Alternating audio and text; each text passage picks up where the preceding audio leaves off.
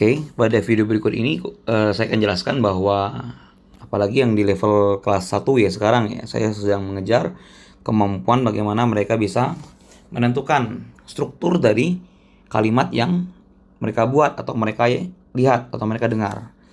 Jadi dalam berbahasa Indonesia saya contohkan dulu ya. Misalnya Andi masak nasi goreng. Tentu di dalam bahasa Indonesia pun terdapat struktur. Seperti apa? Andi sebagai subjek, masak sebagai predikat, nasi goreng sebagai objek. Nah, di dalam bahasa Inggris pun begitu. Kalau subjek tetaplah subjek, kalau predikat itu namanya verb, ya.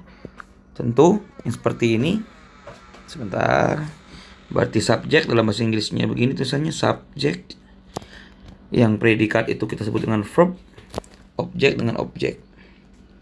Nah, memudahkan subjek itu ada apa aja kita kelompokkan menjadi 7. Ada I, you, they, we, she, he, dan it. I saya, you kamu atau kalian, kamu untuk satu orang, kalian untuk banyak orang. They mereka, we kami atau kita. She dia yang berjenis kelamin perempuan, he yang berjenis kelamin laki-laki. It itu adalah hewan, benda mati, tumbuhan dan lain-lain kecuali manusia. Itu subjek. Jadi seumpama ada nama Andi masak nasi goreng, berarti Andi termasuk yang mana? Karena Andi laki-laki, masuknya ke he. Itu dasar dalam struktur kalimat.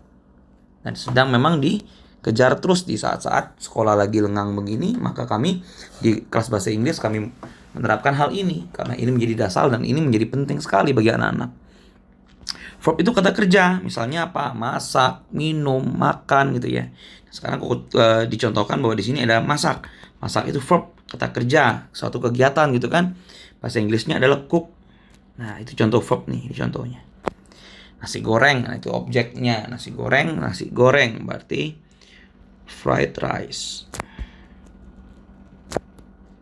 Nah, ini strukturnya. Berarti ada subjek, verb, dan objek. Sehingga kalau kita mau membuat bahasa Inggris dari Andi masak nasi goreng, maka anak-anak tahu struktur awalnya. Bahwa yang pertama kali ditulis itu adalah nama si anak dulu, Andi. Sebentar.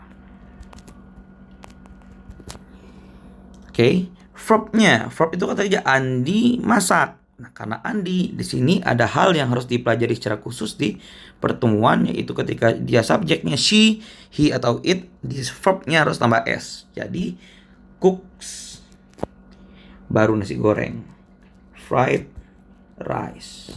Nah, aturan apa yang terjadi pada s yang di tulisan cook itulah yang namanya grammar yang saya sampaikan di video sebelumnya. Jadi tentu di video kedua ini adalah kelanjutan. Jadi yang namanya belajar itu adalah suatu yang berkelanjutan. Dan ini tahap berikutnya, yaitu anak-anak bisa melihat dari kalimat seperti ini struktur yang terdapat di situ apa saja. Dan kenapa Andi pakai cooks? Tadi aturannya itu harus disampaikan di dalam pertemuan agar lebih dipahami anak-anak. Intinya pada video ini adalah apa? Bahwa kita memulai memperkenalkan bahasa Inggris anak-anak itu harus punya suatu target pembelajaran. Bukan hanya menghafal 1-100 angkanya apa, bukan. Tapi anak-anak dihadapkan pada bagaimana mereka harus bisa membuat kalimat, menuliskannya, dan bisa menyampaikannya atau menyebutkannya dengan baik. Tentu itu sudah kami pikirkan dengan matang, sehingga program belajar seperti ini saya harapkan bukan menjadi suatu belajar yang hanya sekedar ketika anak mau, tapi ini adalah tuntutan belajar yang memang harus mereka hadapi di era sekarang, terutama dalam berbahasa Inggris. Ya, ini tentang struktur kalimat kebetulan berhubungan dengan anak-anak yang kelas 1 di pertemuan minggu kemarin. Ya, mudah-mudahan video ini bisa membantu dasar bagaimana orang tua tahu kenapa kami memberikan latihan seperti itu, ya. Mudah-mudahan ini menjadi sharing yang baik dan bisa disampaikan ke orang tua yang lain. Terima kasih.